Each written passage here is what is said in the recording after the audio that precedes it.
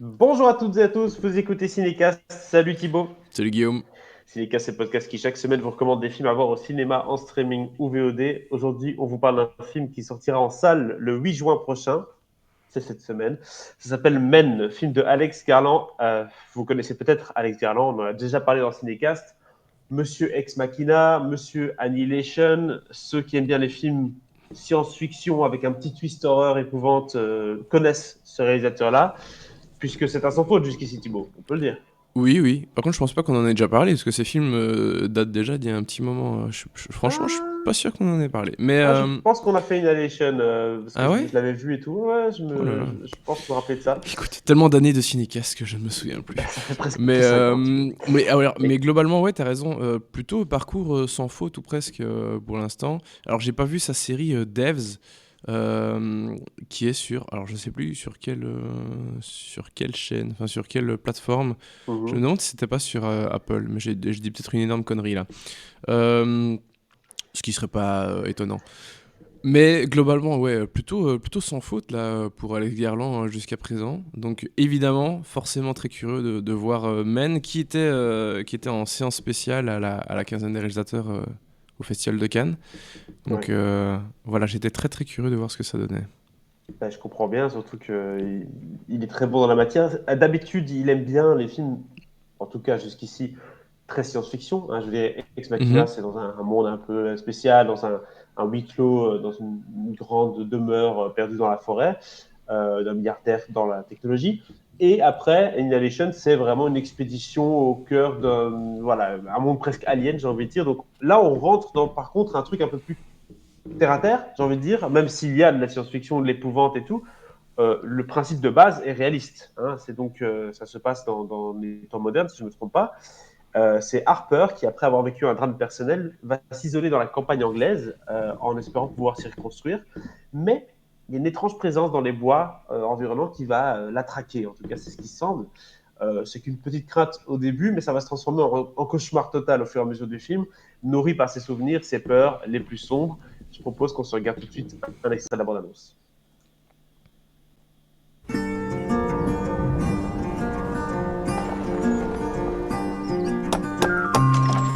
Hello, Hi. Mrs. Marlowe, yes? Harper, yes. Do, come in. The words I have to say It's a may well beautiful be house. simple, but they're Will it true. just be you staying, or Excuse me? Mrs. Marlowe? No? No. Until you give your love, there's nothing more that we can do. Apple from the garden? Yeah, it was delicious. No, no, no, no. Mustn't do that. Forbidden fruit. Oh, God, sorry, I'm joking. Oh,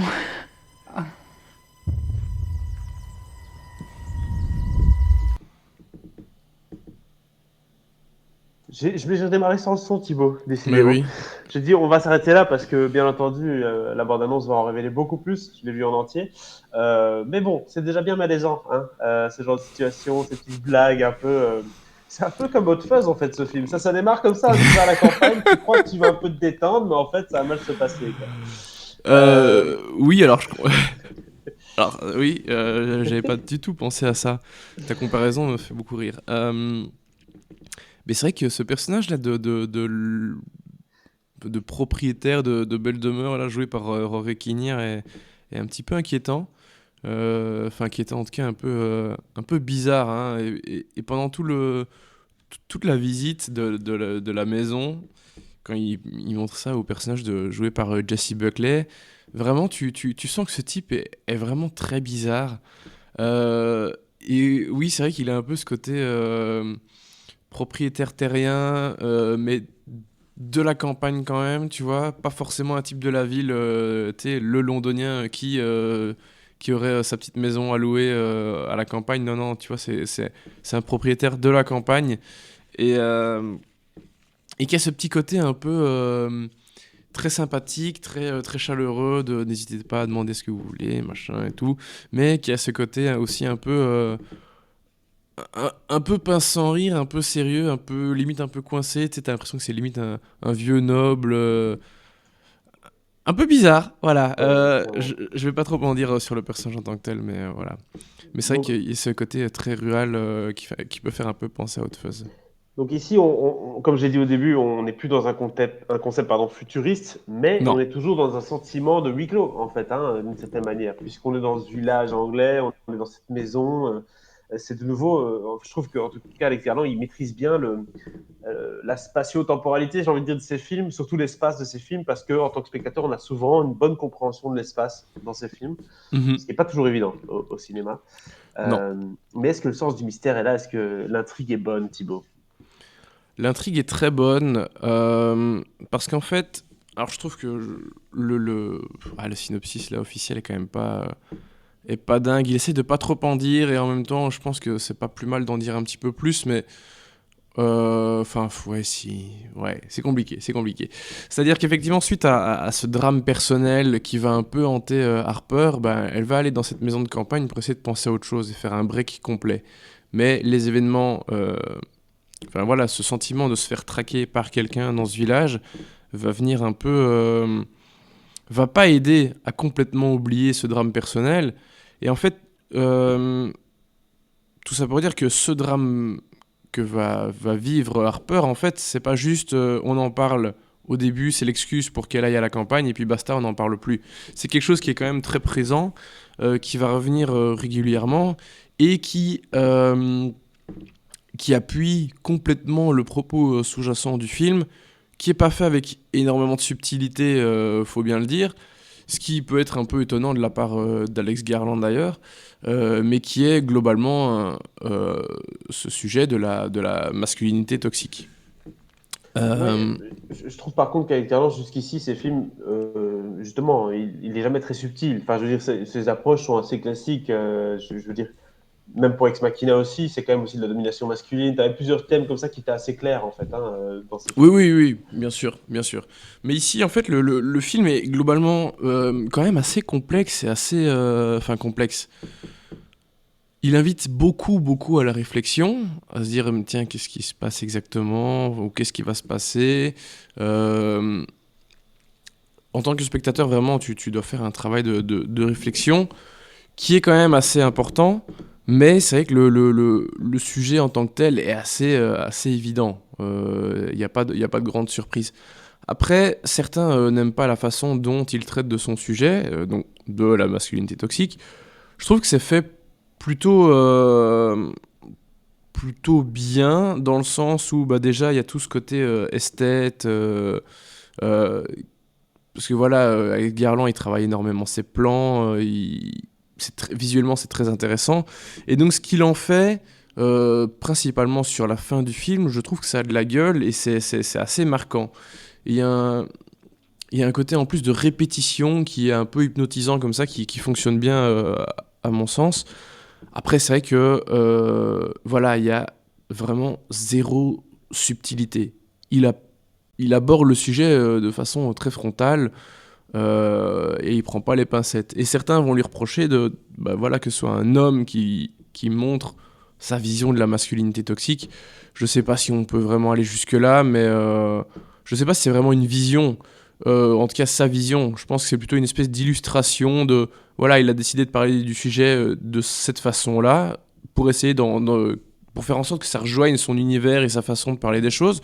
Je pense pas du tout que ce soit sa vision personnelle des choses.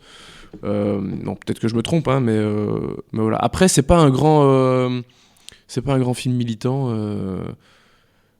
Voilà, on reste dans un film de SF, un film fantastique de très bonne facture avec un sujet assez important. Mais voilà, on n'est pas dans un grand truc social non plus, hein. J'ai l'impression que c'est peut-être aussi son film plus accessible. Euh, les deux Hmm, premiers étaient quand même pas hyper faciles d'accès, surtout à Annihilation, qui a pu refroidir ouais. pas mal de gens. Ex Machina, ça va, c'est Euh, un peu plus classique dans son approche. Ici, là, on est vraiment dans un truc. je sais pas, que Guillermo del Toro aurait pu faire, ou tu vois ce que je veux dire, dans cette veine-là, quoi. Non, même pas. Non, non. Alors, je pense qu'Ex Machina reste son film le plus accessible. Ici, vraiment, que ce soit au niveau du rythme, de la façon de. Tu sais, c'est beaucoup des plans fixes sur de la nature, parce que la personnage jouée par Jessie Buckley va beaucoup se promener dans la nature. Il y a un rythme assez lent. On est dans quelque chose d'assez. Si t'es pas habitué à ce genre de cinéma, ça peut être un peu compliqué. Voilà. Mais c'est pas inaccessible non plus, hein, cela dit. Non, clairement pas. En tout cas, les fans de ce genre-là et d'Alex Garland vont être contents, puisque, mine de rien, tu as donné un bon avis. Ouais. Autre chose à ajouter avant la note, Thibaut? Bah ouais, je peux pas ne pas mentionner Jessie Buckley et Rory Kinnear qui sont exceptionnels. Surtout Rory Kinnear, alors je vais pas en dire beaucoup plus, mais il se peut qu'il joue plus d'un personnage dans le film et ben il le fait magnifiquement bien. Il est vraiment flippant, j'ai jamais vu comme ça. D'habitude c'est un acteur cantonné au second rôle, notamment dans la saga James Bond de Daniel Craig, hein. Euh, Et ici, il est méconnaissable, il est incroyable. Et Jessie Buckley, bah, elle joue beaucoup avec cette espèce de sensibilité dont elle a déjà fait preuve dans quelques films. Une certaine fragilité aussi. Et bon, évidemment, ça fonctionne toujours très très bien, hein, mais mm, voilà, enfin voilà, les deux comédiens m'ont vraiment beaucoup plu. Ils sont magnifiques et ils portent le film à merveille. Très bien. Alors, quelle est la note pour Semaine d'Alex Garland, Thibaut? Écoute, je pars quand même sur un 4 étoiles, même si je sais bien que ça va rager, hein. Ça va rager parce que certains vont démonter le film, hein. Ah ouais, à ce point-là, ça va Ouais, être je aussi pense. mitigé. Ouais, je pense que c'est un film qui va plus diviser qui est plus clivant que les précédents films de Lex Garland. D'accord. Et c'est surtout pour le rythme que tu dis ça, ou c'est pour Non, la pour fin, le sa twist façon de traiter le sujet, oui, la fin D'accord. peut-être qui va en laisser plus d'un sur le carreau, qui est très particulière, hein, faut bien le dire.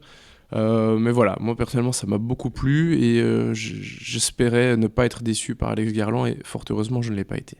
Tu ne l'es pas. Voilà qui conclut cet épisode consacré à Men. 4 étoiles données par Thibaut. Film disponible le 8 juin en salle en Belgique comme en France. N'hésitez pas à partager votre avis sur ce film dans les commentaires. Et si ce n'est pas déjà fait, abonnez-vous au podcast sur la plateforme de votre choix. À très bientôt pour de nouvelles recommandations.